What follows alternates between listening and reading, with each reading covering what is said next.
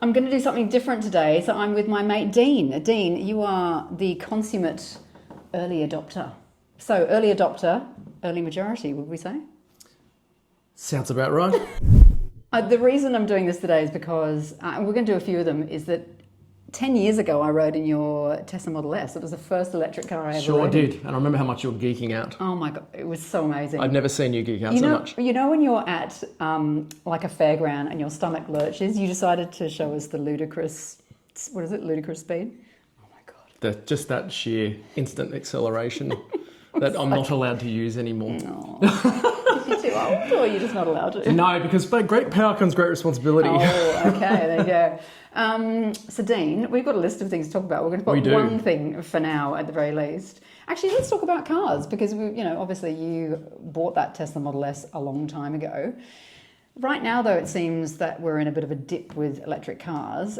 What's happening with hybrids, and why is that happening, that popularity versus people going straight to an electric car, do you think? It's an interesting one. I think it's just from the point of view of people dealing with change, it's a safe space for people. I think it's more, if you think about it from the perspective of people wanting to do something new, they get the perception that they can sort of have their cake and eat it too. So they see it as the best of both worlds versus some people go, it's actually the worst of both worlds. Is that, how would you look at it? Or? I don't know. Look, I think if someone wants the attitude of it's the worst of both worlds, then they're probably just not interested in the first place. To be frank, it's that's like I think it's it is an interesting one because I must say I've considered it myself. Have you? Yeah, I've definitely considered it because in some situations I think right now, whilst I think for 99.9% of people in Australia, EVs would actually work quite well. Right. But there's definitely going to be people with trades or want to, carry a lot of stuff around. Yeah. And it's not that the technology can't provide what people want. It's more that the options just aren't there. You mean for utes? For utes, for certain uses. But, okay, so let's put it aside where it doesn't exist. That's fine. But what about, for example, with a passenger car, the mid-size family SUV? Do you think most people would be able to buy an EV? I definitely think most people should be able to do it. Right. Again, if you think about, I remember this in the early days of people starting to adopt SUVs. The joke was, oh, look at that four-wheel drive that no mud ever gets on. Think about that for a moment. It's like, that means most of these vehicles are just are traveling around cities or they're just doing urban trips. Yeah. And so in that situation, you're not driving over 100 Ks every day, even in the worst commute, say here in Sydney. That's not to say there aren't people, but even those people that say live at Gosford or live at Wollongong who are travelling to the city every day, an EV would work quite easily. But if anything, it'd be a better experience because those people have to go to the fuel station more often. Now they don't have to. Do you feel like, well, for those who can charge at home, yes. Do you feel like people... range anxiety is probably the biggest thing holding them back. Is that why people are potentially buying a hybrid thinking, I just want to have it up my sleeve just in case? Yeah, and I think to be clear as well, there's two different types of hybrids. When we talk about hybrids, you've got your conventional hybrid that's been around for been accessible for quite a long time, and they've started with the Prius, at least in most people's minds. It wasn't just the Prius. The one you can't plug in. The one you can't plug in, that's right. And make no mistake, you can't charge that. It's not... No, it doesn't charge. It helps to reduce, it reduces the brake wear because it's using regenerative braking to get some of the energy back that would otherwise be wasted through heat. But with plug-in hybrids, it does give you that option to say, look, just for the commute, for the daily commute, I only need no more than 100 Ks of range, so I can do that with electricity. And I think what you're going to see happen is those people who jump into the plug-in hybrids because they may have heard some of the FUD online that definitely exists. So FUD is fear, uncertainty, and doubt. It's a real thing for many people. It's a very powerful emotional tool that those who don't want things to change will use to cast doubt into people's minds. And I think that is quite strong. And so by getting a plug-in hybrid, you can get your daily commute, but you can also do your weekend ridiculous road trip overnight. Yeah. to Queensland or something, right? And feel that you don't have to get out to go to the toilet, which we know isn't normally possible for us mere mortals. Interesting.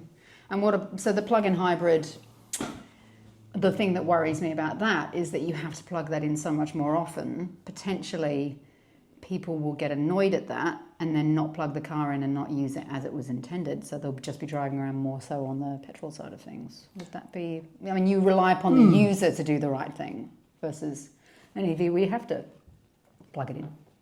That's right. I think it's a fair assessment that if... Look, I work in an industry where we attack change head on. Okay. And when it comes to technology is rarely the problem. We can just about do anything today with technology, and if we can't do it today, we can most likely do it tomorrow. I'm sure everyone can remember the first iPhone. It's pretty basic compared to what we do today, right? And so but groundbreaking. But absolutely, but that's exactly right. And make no mistake, there would have been people back then saying, "Oh, smartphones, I'm never getting one." We used to make jokes, "Oh, why do you need a smartphone? It's my phone is smart enough. I can send text messages already." And so it shows that people haven't gone on the journey of the imagination of what is possible. And what Apple did was gave people a vision of what was possible. And so the concept of a smartphone moved from smart ass phone to an actual quite useful, accessible. Well, now being so useful, you couldn't imagine it's ubiquitous. Not having one, right? Exactly. Yeah. People spend probably more money on their phones than they do their cars these days. How long do you think it's going to take for us to get to that point with electric cars? I think it's going to be pretty quick. Give me a... Oh my gosh, you're after data. I want time. I want time. We already see, look, you're saying there's a bit of a lull at the moment, and I think there's probably more people concerned about just how they're spending money generally, cost maybe. Of living, And let's make no mistake, I think what we're going to see with electric vehicles is a cheaper vehicle in time because they're technically less complex. So once all the manufacturing capacity is up, supply constraints are gone, then it's nearly like you're rolling these vehicles out like a printing press. Well, even seeing the Dolphin, BYD Dolphin now, $29,990 before on-road costs, that's crazy, right? Compared to... My God, I'm not going to say how much I paid for it. And you're not someone who was like, I'm just going to go up and buy a... No, in fact, what type of car did I have before? Do you remember what car I had before? No, I don't remember what car you had before. I had a Toyota Camry. There you go. I couldn't have got more conservative. Now, to be fair, it was a bandwagon, and it needed to be a car to carry a lot of crap and get from A to B. But there you go. You're getting the idea. You weren't like, hey, I'm just going to go out and buy myself a Tesla. If anything, I paid more tax on that vehicle than I've ever paid on vehicle-related tax in my life at that point, due to the way taxes worked on vehicles in Australia back then. Right. Oh, because luxury car tax as well, right? Exactly. Oh, okay. Yeah. Interesting. So it's... And you've always said to me, well, the Tesla Model 3 is a better car than the Model S. Well, like in terms of, right? They've made, but much cheaper, obviously. So interesting. I think there's a lot of better EVs available today than my Tesla Model S. That being said, that car drives today just as well as it did the day I got it. I swear to God, that is the... Whereas my Camry, when I got rid of the Camry... How old was that? It had done 320,000 kilometres. And I had been through one engine already on it. At the time it went on the back of the truck, it had a leaking head gasket. Wow. And it was living on stop leak because it was time. It was time. In fact, the Tesla couldn't come soon enough because I was like, I've got this new car. Hurry up, come, because I can't drive this vehicle for much longer. Actually, it was quite. I remember being stuck where it would just have these weird. You'd try and take off from the lights not that you ever try and do that with a Camry, mind you. But you try to keep the speed up and you just find you could tell that engine was just not... on its way out. Yeah, it was done.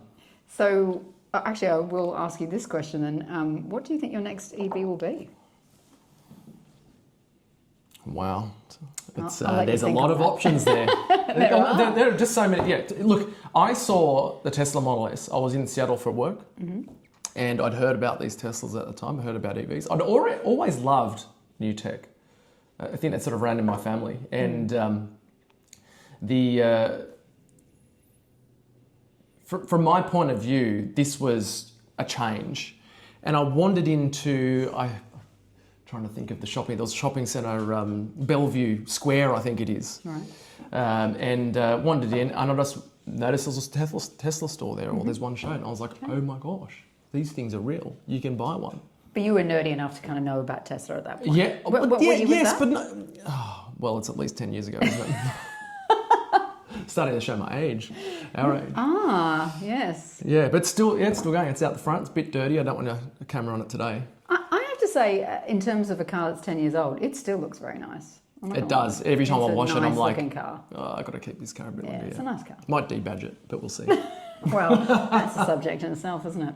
All right, so let's finish up. I want a timeline on when you think, let's say, 20% adoption of new cars. When do you think we'll hit that point? At the moment, we're at nearly 10%, but we've just gone backwards slightly. But do you know the stats on what the percentage of new vehicles are EVs at the moment? Yeah, so we at the end of last year we were at 9 point something. We were just below 10%. We were at 4.4, I think it was in January, and then 6 point something in February. But I reckon we'll have a few more deliveries going on. I think so as well. Yeah. I think some of the fluctuation is actually down to production cycles. If you look at don't want to talk about Tesla too much, but you look at the pattern that they've sort of forged is they sort of do a dump of vehicles every so often, right? And so it's literally like you're waiting for the next lot of stock to come in. And I'm sure that, not to say that all manufacturers follow that, but I'm sure that influences that percentage. And so I've always thought if you look at the percentages on a month by month, it's not really a good way to chart things. No. And it can definitely it could be politicized, or you could use cherry pick that narrative the way you want, positively or negatively. People are. For sure. Yeah, exactly. And so I think if you look at it in aggregate over a longer period of time, I think you're better off looking at 3 or 6 month cycles. Yeah. And so if you say, when we're at 20%, I'd say it's only a few years away, like no more than 5, surely. Sure, it's going to be less than that. Yeah. Well, the UK right now is at 20%. So 1 in 5 new cars, and it's just. So yeah, all right. But we need cars for Australian conditions here in Australia. We do need cars for Australian conditions. That's true. Conditions. All right. Well, So are you saying 5 years? I'm going to say 3. I'm going to be optimistic. This shows. I'm a forever the optimist. Wow, and I'm the early adopter, and you. Yes, but I'm the early majority. There you go. That's right. Well, brilliant. Thank you, Dean. Thank you. There you go.